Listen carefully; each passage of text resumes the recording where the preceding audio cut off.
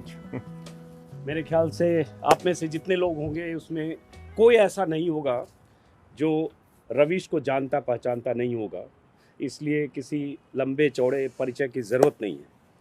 और ये सुबह कुछ खास है रवीश।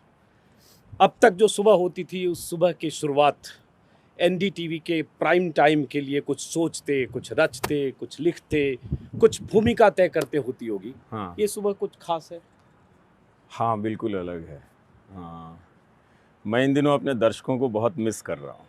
सुबह उठता हूँ तो लगता है कि वो कहाँ चले गए हैं नहीं, पता नहीं वो मेरे बिना क्या कर रहे होंगे और उनके बिना मैं क्या कर रहा हूँ। क्योंकि अक्सर मैं सुबह जब उठता था तो मेरी एक ही दिनचर्या थी कि कभी पूरी नींद तो आई नहीं, तो उठा और लैपटॉप उठाया और लिखना शुरू कर देता था। उस पूरे प्रोसेस में लगता था कि कोई एक दर्शक इस लाइन पे बैठा हुआ है, कोई एक दर्शक इस लाइन पे बैठा हुआ है, और शाम तक जाते जाते लगता था कि सारे एक ही कमरे में आ गए हैं जो सुबह से मेरे साथ थे और उनसे बातचीत हो रही है। पर अब वो सिलसिला टूट गया, वो माध्यम तो है नहीं है। और जो रोज़ रात को करने का एक जो अभ्यास होता था वो भी अब ख़त्म हो चुका है।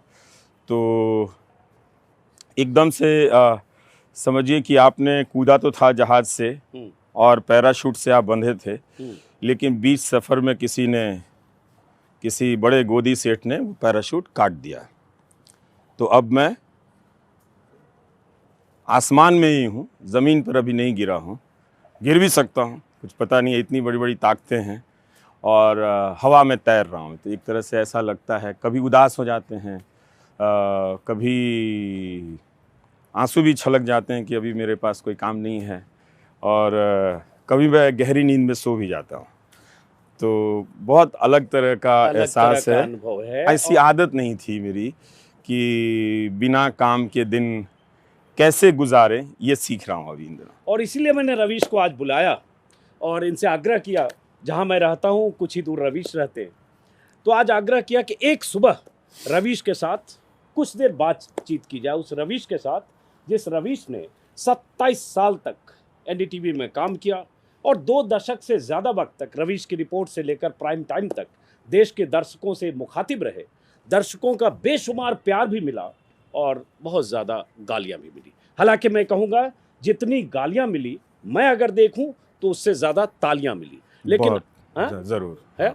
तो अभी रवीश ने अपना एक यूट्यूब चैनल शुरू किया है, क्योंकि एनडीटीवी से वो रिश्ता जो 27 साल पुराना था, वो रिश्ता डेड एंड पर आया, प्राइम टाइम डेड एंड पर आया।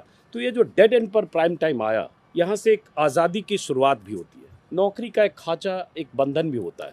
उस आज़ादी को कैसे देखते हो रवीश? उस आज़ादी को अजीत जी, हम पहले से कोरोना के बाद से ऐसा लग रहा था कि मैं इस अभ्यास की तैयारी में हूँ, कर रहा हूँ, और एहसास हो गया था कि चीज़ें कुछ बदल रही हैं।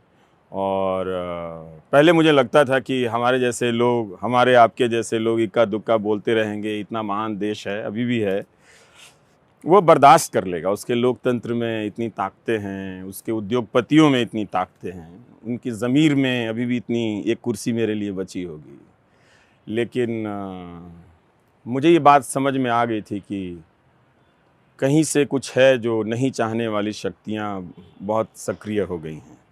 तो मैंने ख़ुद को सबसे पहले दफ्तर से दूर कर लिया। तो मैं जाता नहीं था ऑफिस, और बिल्कुल अपने सोसाइटी के दायरे में 3 साल में अगर दोस्तों से मिला हूँ तो मिला हूँ, कहीं आना जाना सब बंद करके मैं अकेला हो गया और पूरा फोकस प्रोग्राम पे लगाने लगा। और उसी दौरान मैं अपने आप को डिटैच भी करने लगा था। तो एक अभ्यास तो कर ही लिया था, लेकिन तब भी जब वो दिन आता है तो वो दिन आता है। और ये छुपाने वाली बात नहीं है, ये मैं कहूँ कि नहीं मुझे कोई फ़र्क नहीं पड़ा, नहीं मुझे झटका लगा था। जब पहली बार खबर आई तो मैं रिकॉर्डिंग ही कर रहा था, तब तक बहुत फ़ोन बज रहा था। अचानक फ़ोन देखा तो लिखा कि वो अदानी का कोई प्रेस कॉन्फ्रेंस आया है। तो मैं कुर्सी पे बैठ गया कि ये क्या चीज़ है। जानता था कि ये सारी चीज़ें, नाम नहीं मालूम था किसी का, लेकिन पता था कि ये चीज़ें बिसात बिछाई जा रही हैं।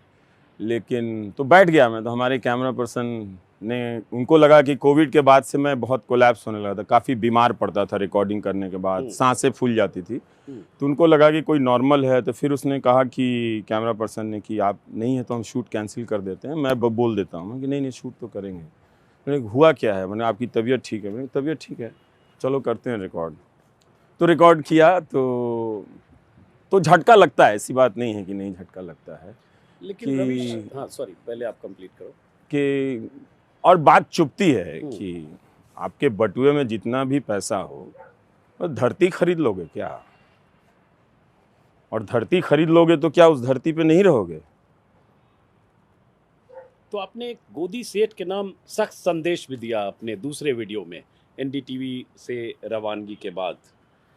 तो सेठ की अभी कायदे से एनडीटीवी में एंट्री कहें या शिकंजा अभी कसा नहीं है, लेकिन उससे पहले रवीश ने एनडीटीवी से विदाई ले ली। ये सब प्रक्रियाएं हैं अजीत जी, आप खुद ही समझते हैं कि छुरी एक बार में नहीं चलाई जाती है। बड़े लोग बहुत नफासत से सेब को छिल छिल कर खाते हैं, तो अभी वो सेब को छिल कर खा रहे हैं, हिमाचल के सेब को। तो सेब का कारोबार भी करते हैं। तो ये प्रक्रिया मैं जानता हूँ कि 3-4 महीने से ये सब चीज़ मैं देख रहा था कि हो क्या रहा है, होने क्या वाला है, और वो खुद क्या हैं हम तो जानते हैं ना, तो सारे चीज़ें पढ़ते हैं उनके बारे में, देखते हैं। तो ऐसा तो नहीं है कि वो एक कोई सामान्य बिजनेसमैन है। वो ज़्यादातर उनका बिज़नेस अगर आप देखें तो वो सरकार से संबंधित है, उसके शह पे संबंधित है ना। तो और यही छप रहा है, यही पढ़ रहे हैं हम लोग सारा कुछ। और उसमें अगर आप एयरपोर्ट में जाएं, वहाँ जाएं, पोर्ट में जाएं, सब चीज़ आप ही, इंफ्रास्ट्रक्चर में आप ही आप हैं लगता है। और दूसरे को तो क्लिप भी लगाने नहीं आता, नट बोल्ट भी लगाना नहीं आता, सारा बिजनेस आप ही को आता है। आता होगा, मतलब वो मैं नहीं कह रहा हूँ, लेकिन तो उनको क्या सरकार से आप अलग देख सकते थे, वो जो भी एम्पायर है।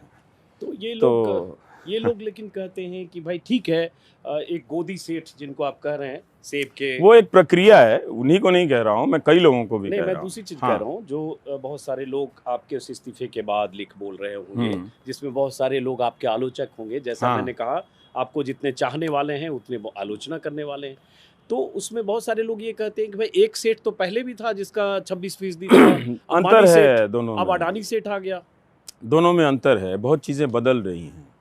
ये जो एक्विजिशन है, और उनके होने के बाद एक्विजिशन तो नहीं था ना, जो टेक ओवर है, वो जो पूरी प्रक्रिया है, कौन कर रहा है, वो लोग अगर मुझसे उन्हें चिढ़ है तो वो कोई बात नहीं, लेकिन अगर वो हर टेक ओवर को सिंपल टेक ओवर समझते हैं तो मैं क्या कर सकता हूँ। फिर या तो मेरी बिजनेस की कम समझ है या फिर उनकी ज़्यादा समझ है, यही बात हो सकती है। हर take over normal take over नहीं होता है। पूंजीवाद में हर पूंजी प्रतिस्पर्धा की पूंजी नहीं होती है, कंपटीशन की पूंजी नहीं होती है, वेल अर्न पूंजी नहीं होती है। कुछ पूंजियां उस पूंजीवाद के बहुत विशुद्ध परिभाषा से बाहर की भी चीज़ें होती हैं। हम सब जानते हैं, समझते हैं कि इन्हें हम कभी हटा नहीं सकते, लेकिन चलते रहते हैं। लेकिन कई बार लगता है कि बात अगर गर्दन से ऊपर आए तो फैसला लेना पड़ता है। लेकिन एक बात आपने कही कि हर take over normal take over नहीं होता है। तो आप किसी बड़े खतरे की तरफ इशारा कर रहे हैं पत्रकारिता और एनडीटीवी के संदर्भ में, क्योंकि ये बार बार लोग कहते हैं कि इतने चैनल्स में एक एनडीटीवी तो था, वही तो एक बचा था, अब वो भी गोदी सेठ की गोद में चला गया। और वो गोदी मीडिया जो आपने नाम आप ही ने दिया, गोदी मीडिया। ऐसा नहीं है कि जो गोदी मीडिया के ओनर हैं एग्जिस्टिंग वो गोदी सेठ नहीं है, वो भी हैं, है ना, वो सब हैं वहाँ पर। इसलिए एक आदमी के लिए नहीं कहा, अगर एक आदमी का के लिए कहना होता तो मैं नाम लेकर ही बोल देता फिर इसमें। लेकिन गोदी सेठ एक अवधारणा है, जैसे गोदी मीडिया एक अवधारणा है। और इन काली मर्सिडीज़ महंगी खूबसूरत गाड़ियों पर घूमने वाले लोगों को मैं चाहता हूं कि भारत की जनता लोकतंत्र के हत्यारे के रूप में पहचाने। मैं दुनिया में रहूं ना रहूं ये इम्पॉर्टेंट नहीं है, लेकिन मैं अपनी ज़िंदगी में अपनी क्षमता, अपनी बुद्धि, अपनी हताशा, अपनी निराशा, अपनी उम्मीदें, अपनी महत्वाकांक्षा या बहुत हौसला या बहुत अति उत्साह में ये बात मैं दर्ज कराकर इस दुनिया से जानना चाहता हूँ कि बहुत सारे सफल लोग महंगी महंगी गाड़ियों में जो चमचमाते हुए आते हैं, भारत के लोकतंत्र की गर्दन पर सेब की तरह मीठी मीठी छुरी चला रहे हैं। जनता का अगर देखना चाहे तो देख ले, ना देखना चाहे तो ना देखे। मेरा काम है समय पर बोल देना, सो मैंने बोल दिया। क्योंकि एक अच्छा बुरा सब है, बहुत तरह की आलोचनाएं एनडीटीवी की भी होती हैं, है ना। वो लोग करेंगे, एनडीटीवी के लोग उसका जवाब देंगे। लेकिन एक बेंचमार्क था, थोड़ी बात चुभ रही थी ना कि भाई इनके जैसा नहीं है, उनके जैसा नहीं है। अब वो बेंचमार्क हट गया है। अब वो कह रहे हैं कि अल जज़ीरा बनाएंगे, तो आप अल जज़ीरा बनाएंगे तो आप अल जज़ीरा को इंटरव्यू दे दीजिए। फिर आप दे देंगे अल जज़ीरा के एंकर को इंटरव्यू, तो फिर वो पूछ लेगा ना कि वाशिंगटन पोस्ट में जो खबर छपी है उसके बारे में आपका क्या कहना है। भारत की समस्याओं को तो आपने वैसे ही हिंदू मुस्लिम या इस तरह के और दूसरे फालतू विवादों से, फिल्म के गानों में हीरोइन ने क्या कपड़े पहने हैं, किस तरह के मेकअप किए हैं, उसको लेकर डिबेट से आप भारत की समस्याओं को आप गायब कर रहे हैं। उसका स्वरूप कैसा होना चाहिए, उसकी गंभीरता से भी बहस नहीं कर रहे हैं। तो इस तरह की चीज़ें आप पहले ही कर रहे थे। अब उस भारत को भी गायब करके आप विदेश दिखाने के नाम पर आप घुमाते रहिए। जैसे हम लोग न्यूयॉर्क में टहल रहे हैं, दुकान का फोटो लगा दिया, इसका फोटो लगा दिया। वो आप पॉलिश तरीके से करना चाहते हैं कि हम अंतर्राष्ट्रीय टाइप से कुछ करेंगे। राष्ट्रीय होने का तो पैमाना नहीं इस देश की मीडिया के पास, और ये इनके पास चूंकि पैसा है तो ज्ञान दे रहे हैं कि हम अंतर्राष्ट्रीय टाइप कुछ कर देंगे। तो ऐसा नहीं है कि वहाँ भी, मैं इस बात से भी अवेयर हूँ, जागरूक हूँ इस बात को लेकर भी, कि वहाँ की भी मीडिया में कोई बहुत स्वर्ण युग नहीं चल रहा है। न्यूयॉर्क टाइम्स, वाशिंगटन पोस्ट, इन सब के भी अपने अपने अंतर्विरोध हैं। वहाँ पे बहुत सारे सवाल उठ रहे हैं कि किन बातों पर आप चुप हैं, किन बातों पर आप बोल रहे हैं। तो ऐसी बात नहीं है।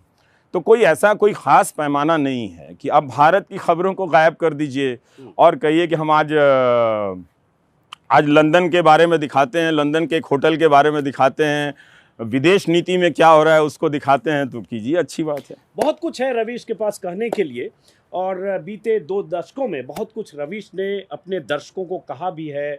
यूट्यूब पर अगर सिर्फ रवीश कुमार आप सर्च करेंगे तो हज़ारों वीडियो मिलेंगे, हज़ारों वीडियो जो रवीश ने कहे उसके वीडियो, और हज़ारों वो वीडियो जो लोगों ने रवीश पर बनाए, जो मैंने नहीं कहे उस पर भी, नहीं कहे उस पर भी। बहुत दिलचस्प, सही कहा रवीश ने, जो नहीं कहे उस पर भी, और जो अभी ये कह रहे हैं इसके काउंटर में भी हो सकता है कई वीडियो आने वाले 5 दिन में आपको मिलेंगे। पर रवीश, चूंकि मेरे ख्याल से एनडीटीवी से आपकी विदाई, रवानगी, आज़ादी, तीनों विकल्प शब्द पर्यायवाची देता हूँ, उसके बाद हम लोग पहली बार शायद इस तरह से बात कर रहे हैं। हाँ। तो उस वीडियो में जिसमें आपने कहा कि मैंने इस्तीफा दे दिया है, जिसको अब तक 8 मिलियन से ज़्यादा लोगों ने देखा है, और आज ही सुबह मैं देख रहा था 1,37,000 लोगों ने, उससे ज़्यादा लोगों ने कमेंट किया।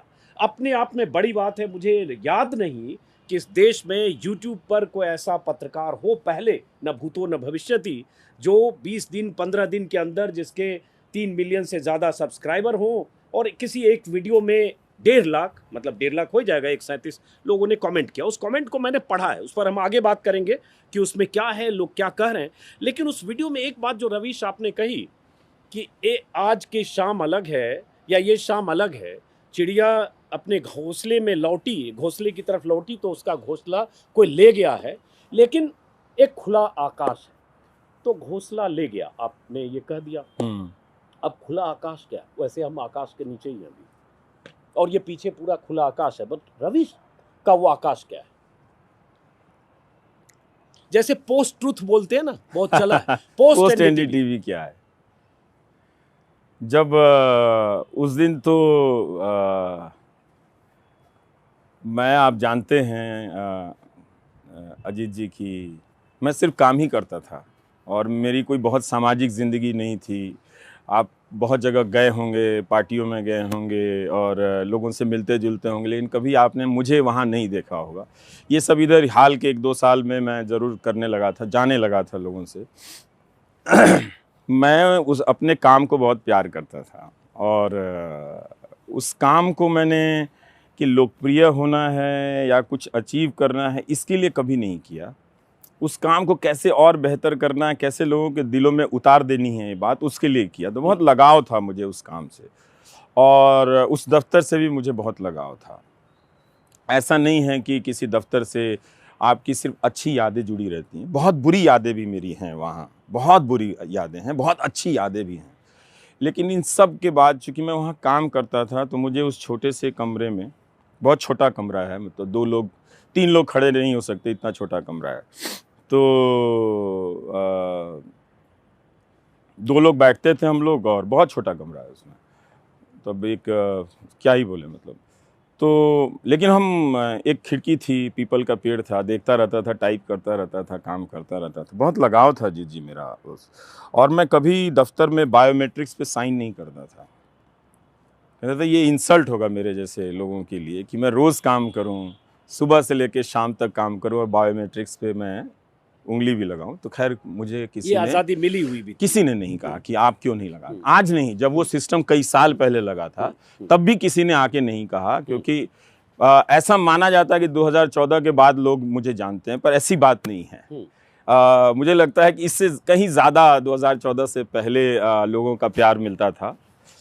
और एक ही फर्क आया, 2014 के पहले, हाँ, पहले इस तरह प्यार से की तादाद, अनुपात बहुत ज्यादा हाँ, था, जो अनुपात थोड़ा 2014 हाँ, के बाद बदला है। पर मेरा अपना मानना है कि 2014 से पहले बहुत ज्यादा अटेंशन था लोगों का मेरे ऊपर। बस जो लोग नोट करने वाले होते हैं वो अंग्रेजी के अहंकार में थे, तो वो नोट नहीं कर पा रहे थे कि कौन है। लेकिन मैं जानता था कि मैं तब भी किसी शहर में जाता था तो अपने कैमरा पर्सन से ज़रूर कहता था कि किसी को पता ना चले कि हम इस होटल में रुके हैं। संभालना बहुत मुश्किल हो जाता था जी लोगों को, तब भी मतलब कमरे में दिन रात लोग आ रहे हैं, खाना लेकर आ रहे हैं, कोई कपड़े लेकर आ जाता था, कोई चादर लेकर, कुछ भी लेकर आ जाते थे। तो बहुत लगाव था, और उसको छोड़कर उस दिन जब छूटा तो बहुत बुरा तो लगा ही। और हाँ, अगस्त के बाद मैं एक दिन दफ्तर गया था, वो शुक्रवार का दिन था, छुट्टी लेकर दफ्तर गया था।